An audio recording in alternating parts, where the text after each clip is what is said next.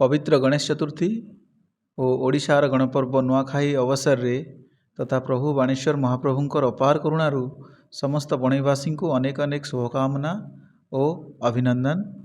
माँ समलेई समलपुर अधिष्ठात्री देवी माँ समलेईंकर अपार करुणारू समस्त बणईवासींकर उत्तरोत्तर मंगल तथा उन्नति कामना करुछि।